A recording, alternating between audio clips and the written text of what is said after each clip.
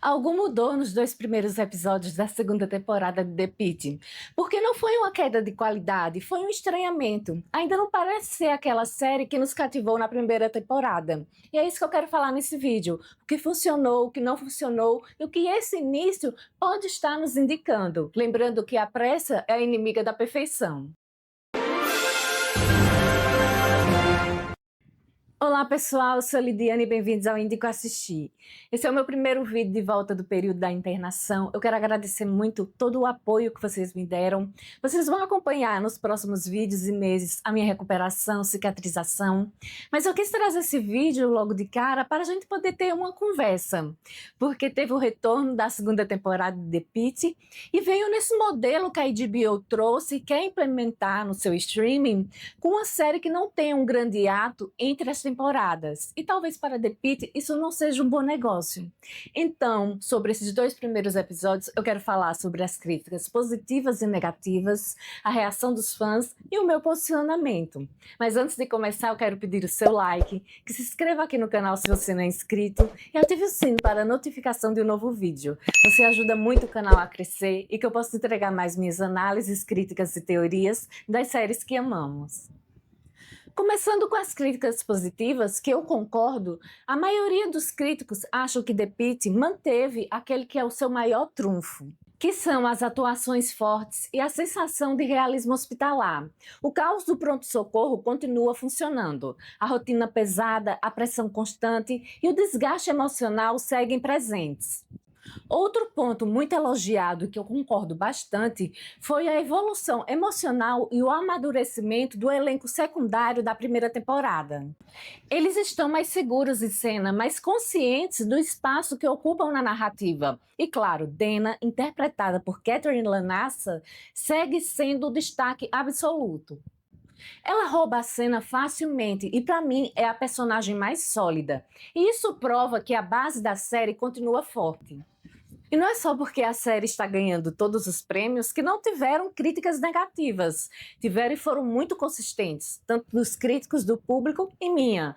Porque esses dois primeiros episódios realmente pareceram episódios de obrigação. Era como se fosse: precisamos colocar essa série no ar um ano depois, mesmo que ela não esteja pronta narrativamente. E o ritmo pareceu estranho. Muitos conflitos surgem ao mesmo tempo, sem espaço para amadurecer.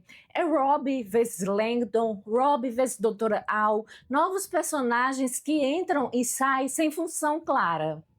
Por isso que, para grande parte do público, esses dois primeiros episódios, eles tiveram um tom menos emocional do que os da primeira temporada, fazendo com que a gente não tivesse muito aquela sensação de Pitt que era esperada. E eu fiquei pensando, essa deve ser uma sensação só minha, mas não, entre os fãs a reação foi bastante dividida. Um grupo gostou do excesso de casos e da sensação de turno real, dizendo que isso é exatamente o espírito da série. Outro grupo sentiu cansaço, dificuldade de se conectar emocionalmente e estranhamento com algumas atitudes dos personagens. Mas existe um ponto que praticamente todo mundo comentou: a mudança de postura do Dr. Robbie. Até o momento, minha opinião é que o Dr. Rob está soando uma pessoa um pouco distante. É como se ele estivesse desconectado do hospital que ele mesmo ajudou a construir. Mas é quando entra um ponto que, para mim, é o mais importante até agora na temporada. Eu tive um estranhamento emocional e também uma tristeza. Foi uma decepção a reintrodução de Landon, porque eu imaginava um outro tipo de comportamento para Rob nesse momento. Tivemos na primeira temporada a descoberta do vício do jovem médico e a quebra de confiança de Rob em relação a ele. Só que Dr. Rob foi o personagem que na primeira temporada sofreu muito pela lembrança da perda de seu próprio mentor. Ele era o mentor e a âncora emocional de Landon, e mesmo com toda a decepção, foi quem deu os primeiros aconselhamentos para a reabilitação. Agora Landon, de volta da reabilitação, retorna arrependido, tentando se reconstruir, e Rob simplesmente se afasta, se mostra frio, distante e quase indiferente.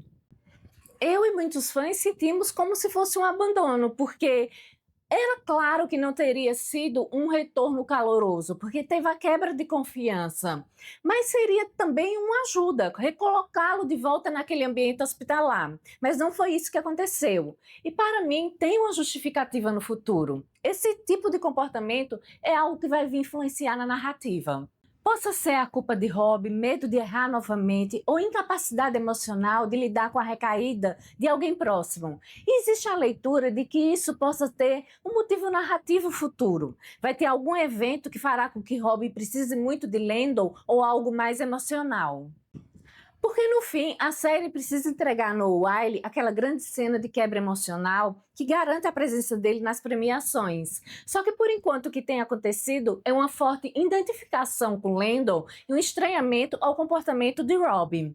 E aqui entra um momento que eu gosto muito, que é dar um passo atrás e observar. Porque isso não é só uma escolha narrativa, é também industrial. Mesmo que você esteja assistindo a série The Pitt, é preciso fazer uma leitura de bastidor, porque, como eu falei, essa é uma série que agora tem esse formato sem hiato muito grande. Então, nas premiações, ela não concorre muito nas categorias técnicas, e sim na de atuação. É nisso que ela depende. Então, todo esse primeiro episódio, e o segundo também, já é voltado em trabalhar as atuações. Já tem mudanças em relação a isso. A série percebeu que não tinha um ator coadjuvante dominante nas premiações e começou a reorganizar seus focos. Landon ganha mais destaque, talvez por isso esse arco narrativo com Rob. E logo no primeiro episódio, Rob liga para Jack Abbott pedindo que ele venha mais cedo.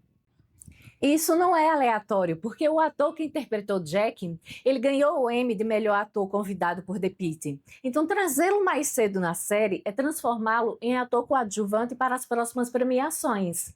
Esse foi um recado que o Emmy deu para The Pitt e deu também para a Ruptura. Eu já fiz um vídeo em relação a isso, que o Emmy falou para a Ruptura os problemas que tinha com seu protagonista. E o Critics' Choice e o Globo de Ouro ressaltou outra coisa, que Ruptura não pode depender só de Patrícia Arquette, como a senhora Cobel, como melhor atriz coadjuvante. Precisa ter outra atriz muito boa como coadjuvante na série. Se eles vão mudar isso ou não na terceira temporada de Ruptura, eu não sei. Mas os 2 primeiros episódios de The Pitt já mostrou que aprendeu a lição e já estão transformando isso. Isso é estratégia, estão fazendo muito bem. Porque também é um recado interno da HBO. The Pitt depende de atuação. E continuando a falar de atuação, tem novos personagens muito bons nessa nova temporada. E não tem como, o elenco de The Pitt é formidável. Eles estão muito amadurecidos em cena, como eu já falei anteriormente, e agora tem a chegada dos novatos. Para mim, a que mais me chamou a atenção foi a personagem Emma. Ela é a nova enfermeira que vem sendo desenvolvida com mais cuidado, principalmente em cenas ao lado de Dana. Os outros 2 estão aos poucos entrando na história. James já começou a ter pequenos conflitos e testes dramáticos, enquanto Joy ainda permanece praticamente em espera narrativa, sem um arco definido. E isso reforça a ideia de que a série ainda está decidindo quem vai carregar esse arco dramático junto com Rob nessa temporada. Pessoalmente, eu gostei menos desses 2 primeiros episódios do que da primeira temporada. Eu consegui assistir a primeira temporada 3 vezes seguidas, mas eu gostei de ver que a base da série está lá e o amadurecimento do elenco secundário. Essa sensação não é porque a série tenha piorado, mas porque parece que ela está presa para atender esse novo modelo da HBO, de estrear exatamente um ano depois e sem hiato de alguns meses. Isso prejudica a narrativa porque The Pitt é uma série que precisa de tempo para uma construção emocional. Só que ela é uma série que sabe aonde quer chegar, e esse estranhamento já está prestes a acabar. Quando eu terminei de assistir o segundo episódio, eu fiquei preocupada. Só que logo em seguida é lançado o trailer do terceiro episódio. E aí eu senti confiança. Realmente agora, de fato, observando aquele teaser, dá para sentir que agora a série vai de fato começar. Ali eu reconheci a tensão certa e mais orgânica, o tom emocional da primeira temporada, conflitos menos artificiais e a sensação de que a série finalmente começa a andar. Para mim, esses 2 primeiros episódios funcionam como uma ponte estranha, mas necessária. Então, no fim das contas, eu entendo as críticas negativas, concordo com várias, mas não acho que The Pitt tenha perdido a sua essência. Acho que ela está se moldando narrativamente e também industrialmente.